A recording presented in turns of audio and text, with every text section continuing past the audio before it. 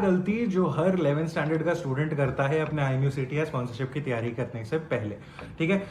पहली गलती क्या है इसमें? पहली गलती है कि आप लोग अपने स्पोकन इंग्लिश पे ध्यान नहीं देते हो। आप लोगों को लगता है कि इंटरव्यू ही तो है, नेक्स्ट ईयर कर लेंगे।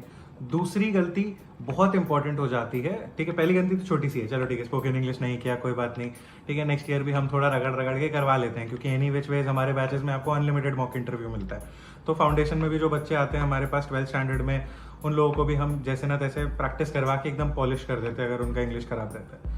विद सेकंड गलती बहुत ज्यादा भारी पड़ती है बहुत सारे स्टूडेंट्स पे। आप जस्ट 10th का एग्जाम दे के आए रहते हो और आपको ऐसा लगता है कि 10th में तो मेरे मार्क्स अच्छे थे, IMUCT तो सारे लोग बोलते हैं आसान सा होता है, आराम से निकल जाएगा।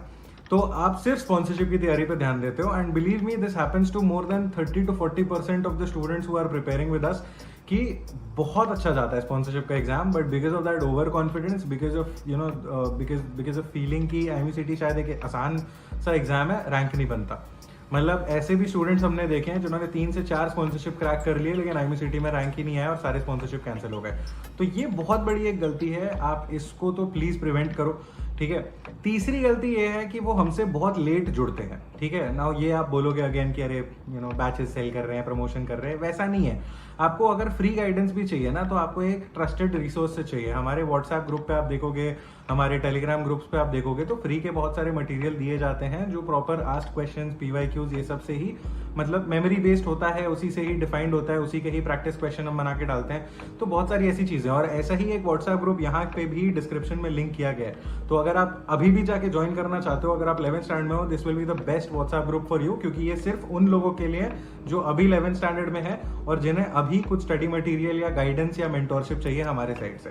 Now the third biggest problem is they try to think कि हम आगे बढ़ जाएंगे कंपटीशन से। हम क्या करेंगे, हम फर्स्ट ईयर में सारा चीज कंप्लीट कर लेंगे, सेकंड ईयर में आप ये भी समझो कि आपको साथ साथ में अपने बोर्ड्स का तैयारी भी करना है। तो आप लाइट जितना लेके चलोगे ना, एक स्ट्रेटेजिक वे में जितना बढ़ोगे, एक प्रॉपर शेड्यूल्ड वे में जितना बढ़ोगे, आपको दिन में सिर्फ 2 घंटे देने पड़ेंगे, उतना ही बहुत हो जाएगा। आप सोचते हो मैं अभी से ही सब कुछ रगड़ के कर लूंगा और नेक्स्ट ईयर मेरे पास कुछ रहेगा नहीं, ऐसा नहीं है। नेक्स्ट ईयर आप सब भूल जाओगे। तो ज्यादा इंपॉर्टेंट क्या है, स्ट्रक्चर्ड वे में पढ़ना, उसको रिवाइज करना, ताकि आपका रिकॉल बढ़े। ऐसा ना हो कि जल्दी जल्दी में सब लपेट लिया और नेक्स्ट ईयर जब बारी आई तो फिर कुछ याद नहीं आ रहा है या फिर कुछ कनेक्ट नहीं हो रहा है, वापस से फ्रॉम ग्राउंड अप पढ़ना पड़ रहा है। तो इसलिए एक स्ट्रैटेजी होना बहुत इंपॉर्टेंट है, मंथ वाइज स्ट्रैटेजी होना कि आप कैसे प्रिपेयर करोगे। एक बहुत इंपॉर्टेंट है कि आप स्पोकन इंग्लिश पे इनिशियली ध्यान दे दो। बहुत ज्यादा इंपॉर्टेंट है कि आप ये गलती ना करो कि आप ये सोचो कि IMUCT क्योंकि लोग बोलते हैं बहुत आसान सा है तो हम भी सोचे बहुत आसान है, 10 तो मेरा 95-96% गया था, अभी तो ये आसानी से निकल जाएगा। ऐसा सोचने की कोई जरूरत नहीं। हर एक एग्जाम डिमांड करता है प्रिपरेशन, तो प्लीज प्लीज प्लीज प्रिपरेशन पे ध्यान दो।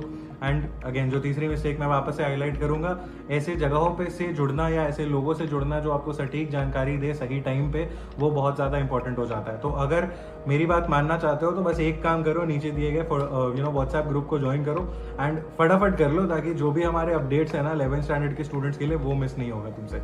All the best guys, all the best for your presence.